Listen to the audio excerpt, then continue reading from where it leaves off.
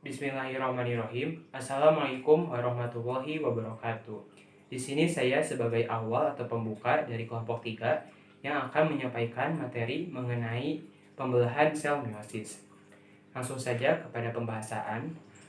Pembelahan meiosis merupakan pembelahan sel yang meliputi satu kali pembelahan kromosom yang diikuti 2 kali pembelahan inti dan sel, sehingga menghasilkan sel anak dengan kromosom tereduksi, yaitu setengah dari kromosom induk. Induk hanya memiliki kromosom yang bersifat diploid atau 2N, sedangkan sel anak hanya memiliki kromosom yang bersifat haploid atau N. Nah, hal inilah yang menyebabkan proses pembelahan meiosis disebut juga dengan pembelahan reduksi. Pembelahan meiosis berlangsung pada sel gamet atau sel kelamin. Gamet ialah sel yang berperan dalam proses fertilisasi atau pembuahan. Dibagi menjadi 2, yaitu sel gamet jantan dan sel gamet betina. Sel gamet betina ialah ovum yang dihasilkan oleh wanita, sedangkan sel gamet jantan ialah sperma yang dihasilkan oleh laki-laki. Pembelahan meiosis itu sendiri berlangsung dalam 2 kali pembelahan, yaitu ada pembelahan meiosis 1 dan pembelahan meiosis 2. Pada meiosis 1 dihasilkan 2 sel anakan dan terjadi reduksi kromosom, sehingga kromosomnya adalah haploid. Lalu masing-masing sel anak tersebut mengalami pembelahan lagi pada meiosis 2, tetapi tidak terjadi reduksi kromosom, sehingga menghasilkan 4 sel anakan yang bersifat haploid. Sekarang kita memasuki kepada fase-fase meiosis 1. Yang pertama ialah profase 1. Pada profase 1 ini terdiri dari 5 fase. Yang pertama yaitu fase leptoten, ditandai dengan benang-benang kromatin berubah menjadi kromosom. Yang kedua ialah ziggotin, yaitu sentrosom membelah dan masing-masing sentriol ke kutub yang berlawanan. Sementara itu, kromosom saling berpasangan dengan kromosom homolognya. Yang ketiga ialah pakiten, yaitu setiap kromosom membelah menjadi 2 kromatid, sehingga masing-masing terbentuk 4 kromatid yang menyatu melalui 1 sentromer. Yang keempat ialah diploiden, yaitu kromosom homolog memisahkan diri dari pasangannya dan terjadi crossing over. Yang terakhir atau kelima ialah diakinesis, yaitu ditandai dengan sentriol berada di kutub yang berlawanan dan terbentuknya serat geledong serta membran inti dan nukleusnya mulai menghilang atau lenyap. Nah, dari kelima fase itu dapat kita ketahui karakteristik dari profase 1. Yang pertama ialah membran intinya mulai menghilang. Yang kedua, benang spindel mulai muncul sentriol. Yang ketiga, kromosom homolog sudah terbentuk. Nah, kromosom homolog itu sendiri adalah kromosom yang memiliki bentuk dan struktur yang sama. Yang keempat atau yang terakhir ialah terjadinya pindah silang atau crossing over. Nah, peristiwa ini mengakibatkan bertukarnya materi genetik antara kromatid dengan kromatid homolognya.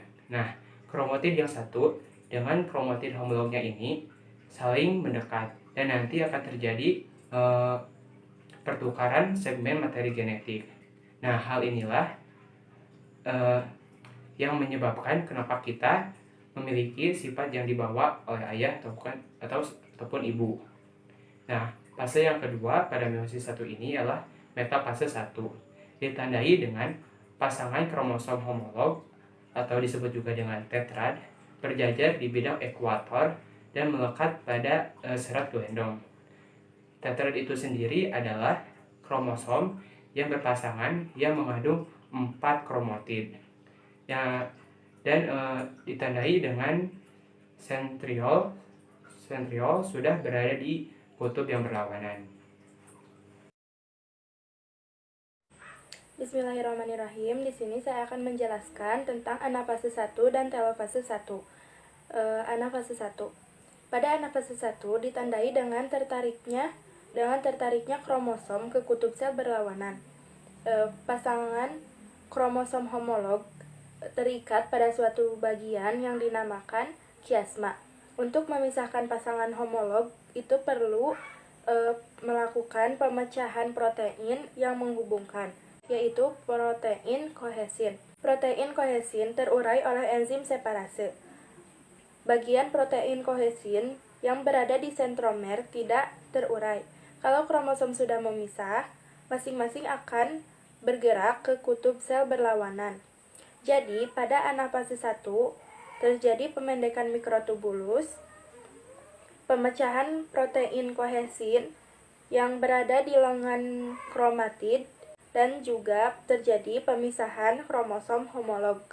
Telofase 1. Awal telofase 1 akan terbentuk dua kelompok kromosom masing-masing kutub sel yang memiliki jumlah set separuh dari set induknya. Jadi, pada telofase 1 terjadi 1.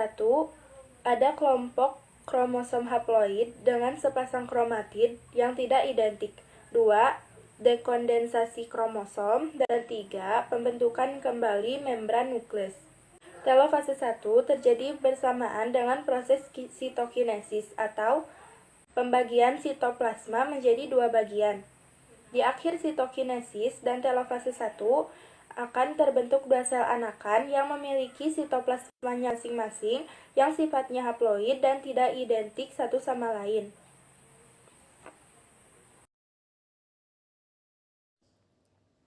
Lalu yang selanjutnya adalah profase yang kedua. Pada tahap profase kedua ini, sentrosom membelah menjadi dua sentriol yang akan bergerak ke kutub sel yang berlawanan. Kemudian, kromosom akan mulai memendek dan menebal, serta membran inti sel mulai menghilang. Akan tetapi, pada tahap ini pula mulai terbentuknya benang-benang spindle. Benang-benang spindle ini adalah bagian kromosom yang berfungsi menggerakkan kromosom pada saat sel mulai membelah. Dan ini contoh gambarnya.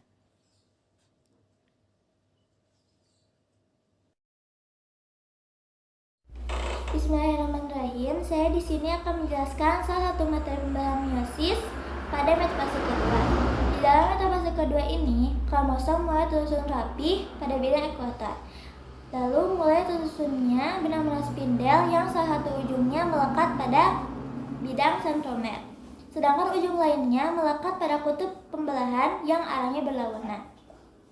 Jadi intinya, pada metafase kedua ini, kromosom mulai berjajar pada garis ekuator dan sentromer mulai membelah membentuk dua anak kromosom. Anafase 2. Pada tahapan ini, kromatid terpisah dan bergerak menuju kutub-kutub yang berlawanan. Kromatid yang terpisah ini secara resmi disebut sebagai kromosom. Pembelahan sentromer atau inti yang disebut juga dengan karyokinesis. Sentromer adalah sebuah bagian pada untaian DNA yang bertanggung jawab atas pergerakan kromosom yang telah tereplikasi. Umumnya, kromosom mempunyai satu buah sentromer. Sentromer mempunyai dua fungsi utama, yaitu sebagai tempat melekatnya kromatid saudara dan tempat pelekatan benang-benang spindel pada saat pembelahan sel. Kromatid bergerak menuju kutub-kutub yang berlawanan. Kromatid atau kromosom-kromosom anakan itu memisah ketika terdapat protein yang melekat pada sentromer yang terbelah, sehingga kromatid saudara memisah tiba-tiba dan masing-masing akan menempel pada mikrotubul pada konektokornya. Kedua kromatid akan bergerak menuju masing-masing mikrotubul konektokornya memendek. Telofase 2. Telofase 2 merupakan tahap akhir dari semua jenis proses yang terjadi. Pada tahap ini, nukleus telah terbentuk, membran inti mulai terlihat, dan benang-benang spindel menghilang, serta kembali terjadi sitokinesis. Normalnya, di proses akhir ini akan ada 4 sel akan ada 4 sel anak yang terbentuk.